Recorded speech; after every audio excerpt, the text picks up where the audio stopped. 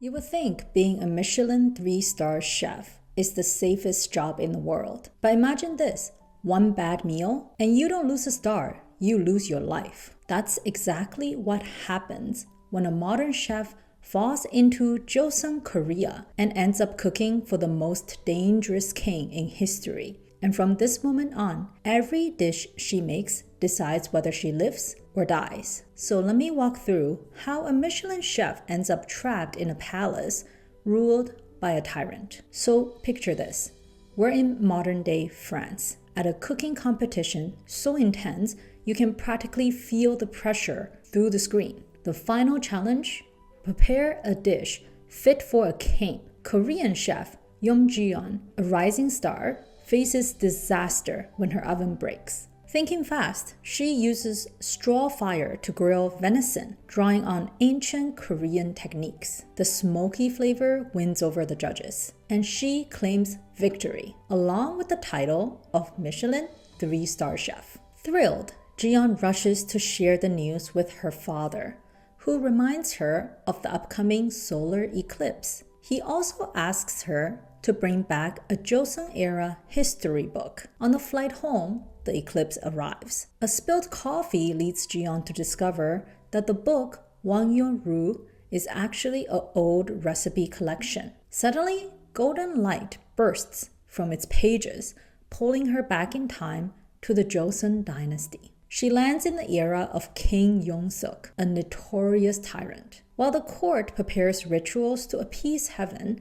during the eclipse, Yong-suk is out hunting. He discovers Ji-yeong trapped in one of his nets, suspects her of being an assassin, and pursues her to a cliff.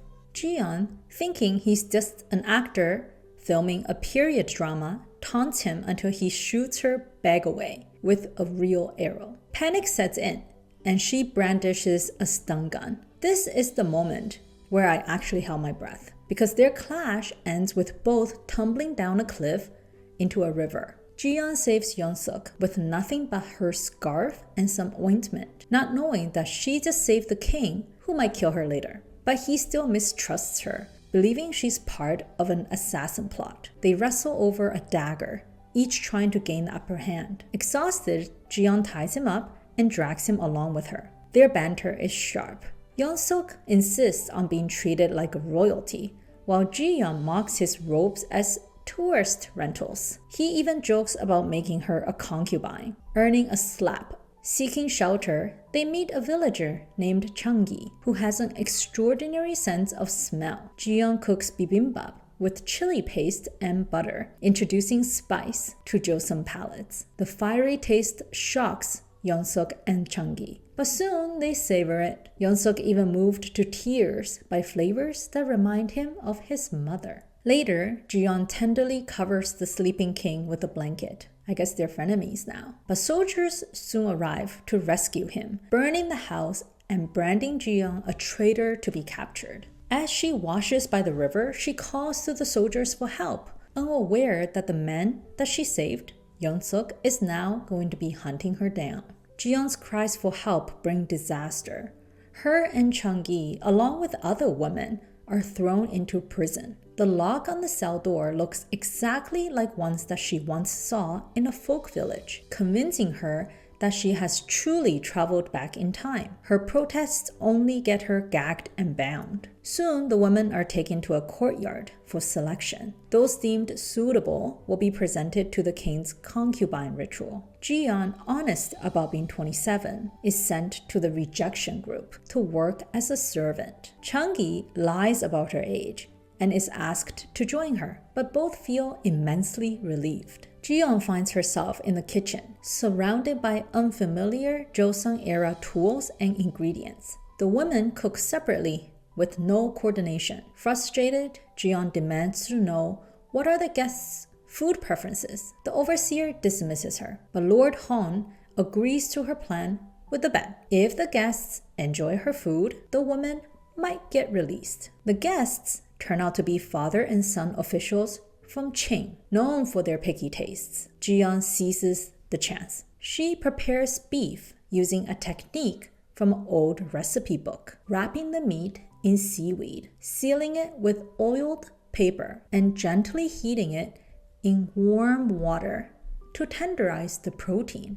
She finishes with a sauce of mushrooms, anchovies, and shrimp paste. The Qing officials taste the dish. At first, skeptical, they are stunned by the flavor. The beef melts in their mouths, infused with natural essence. Ji-yeong breathes a sigh of relief, believing she has won the bet. But the father falsely claims that he tasted nothing special, condemning Ji-yeong and even Lord Han's daughter to punishment. Dragged to be tortured, Ji-yeong faces potential death. At the last moment, Yeon-suk arrives, bloodied but commanding. He insists on tasting the dish himself. One bite convinces him. Ji-yeong's cooking is extraordinary, unlike anything he has known. He spares her life, finally believing that she is truly a chef. Ji-yeong talks excitedly to him, even hinting that she comes from 500 years in the future. Yeon-suk, half amused and half suspicious, orders her imprisoned again, but this time to be brought into the palace with him. Lord Han's daughter is taken along as well. When Lord Han protests, Yeon-suk cruelly reminds him of past failures that cost his mother her life, then banishes him. There's a backstory there. With that, the king returns to the capital, eager to play and revel, while Ji-yeong's fate grows even more entangled with his. Yeon-suk finally opens up to his childhood friend Lee, admitting the whole concubine ritual was just an excuse to avenge his mother. With home banished, most of his enemies are gone, so he lets all the women go, except Ji-yeong and Chung-gi. He doesn't realize Ji-yeong's words in the woods earlier have been influencing him. Locked up again, Ji-yeong panics about being dragged into palace life. She confesses to Chung-gi that she's from the future. Shockingly, she believes her. She'd already sensed something otherworldly about her scent. Ji-yeong remembers her missing bag and the recipe book that pulled her through time. Ji-yeong begs for her bag back. Yeon-suk finds it, but then tosses it away, crushing her hope.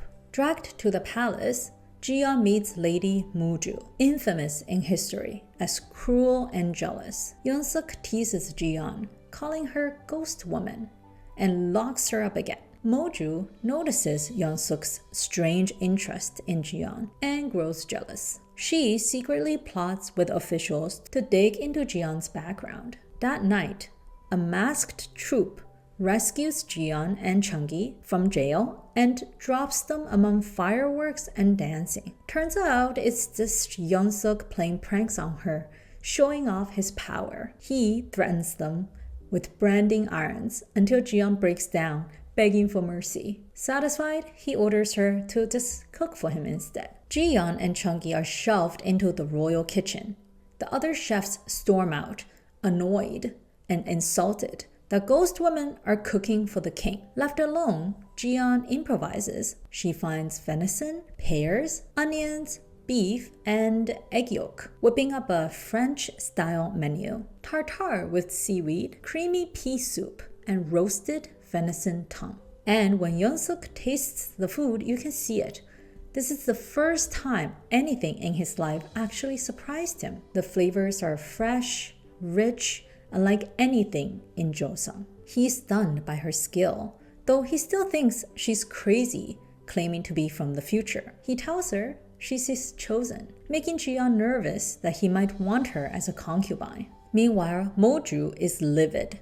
She sees Yeon-suk laughing with Ji-yeong and feels threatened. She orders spies to sabotage Ji-yeong in the kitchen. Soon, Ji-yeong faces snakes in rice jars, cockroaches in storerooms, and waterlogged firewood. Chung-gi saves her again and again, but they're exhausted and they willingly go back to jail just to rest. Then comes the real danger. Ministers petition to execute Ji-yeong, somehow blaming her for Hong's downfall. Yeon-suk, furious at being pressured, instead appoints Ji-yeong as head royal chef. The catch? She must cook for him every day, never repeating a dish, or she dies. Muju isn't done. She convinced the Queen Dowager that Ji-yeong is suspicious and even caused Yeon-suk's injury during his outing. The Queen Dowager sets up a brutal cooking test. If Ji-yeong fails, she loses an arm. To terrify all the chefs,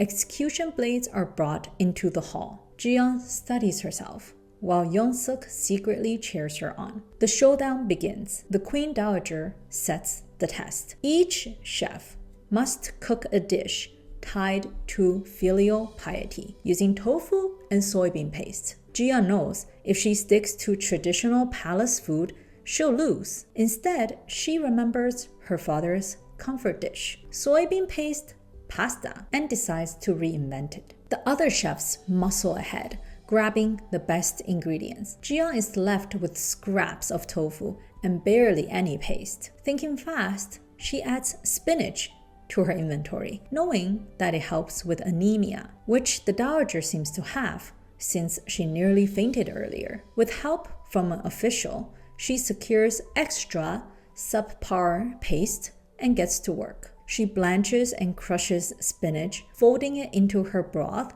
and infuses smoky flavor into the lower quality soybean paste. Meanwhile, Chungi risks her life to fetch extra ingredients, only to be attacked by Moju's minions. Despite sabotage, Ji-yeong finishes her dish, a humble soybean paste soup with spinach. The judge tastes the rival dishes first, fish dumplings and tofu soup, both technically impressive but lacking heart. Then Ji-yeong's soup.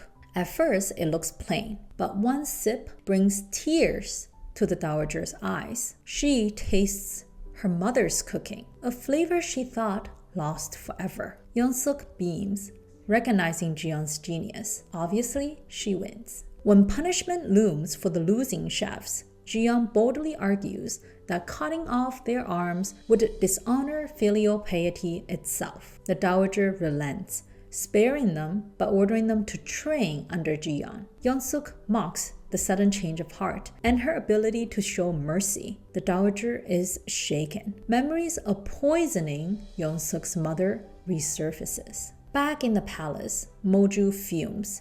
She spreads rumors that Ji-yeong is the reason Hong was exiled. Yeon-suk confronts her angrily, but his rage triggers a mysterious illness. Headaches, ringing ears, paranoia. Ji-yeong learns that he suffers from a chronic condition, soothed only by Moju's powders. Determined to help him, Ji-yeong cooks him pasta, just like her father once did to calm her. Yeon-suk devours it, his mood lifting instantly. Touched, he admits that he lost his mother young too, and offers to help Ji-yeong find her missing father. Ji-yeong insists that she's from the future, and the only way to go back is to find the book, but he doesn't get it. That night, Yeon-suk wrote down Ji-yeong's words in his own private journal, titling it Wang Yong-ro. At that moment, Ji-yeong's recipe book vanishes from her bag. News arrives.